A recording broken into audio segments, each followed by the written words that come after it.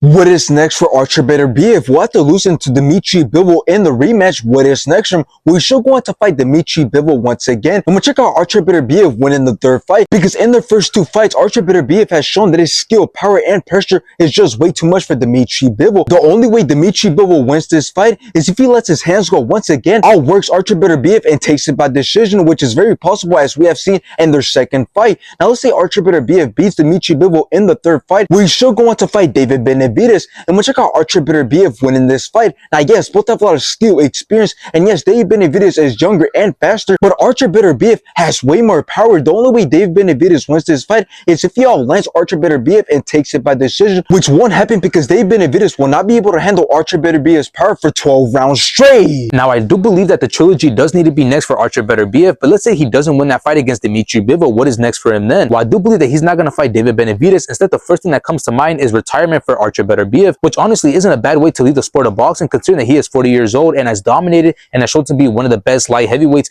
ever, considering that he managed to stay undefeated and keep his 100% finish rate for a very long time. And leaving the sport of boxing after a good trilogy, regardless if he loses 2 out of those 3 fights, isn't a bad thing, considering that it was against Dmitry Bivol, who's also one of the best light heavyweights ever. Now, we have to give Artur Beterbiev props, we really do, because he did better in this fight as he started off fast and dominant, unlike the first fight, because in the first fight, he let Dmitry Bivol control the early to mid rounds. Up until the later rounds, that is when he started picking up the pace and decided to be the aggressor. But in this rematch, we've seen the Artur Beterbiev that we are used to seeing. He was pushing Bivol back and he was letting his hands go, making up for the lack of activity that he showed in the first fight, even though the reason he didn't look as good in the first fight was because of an injury.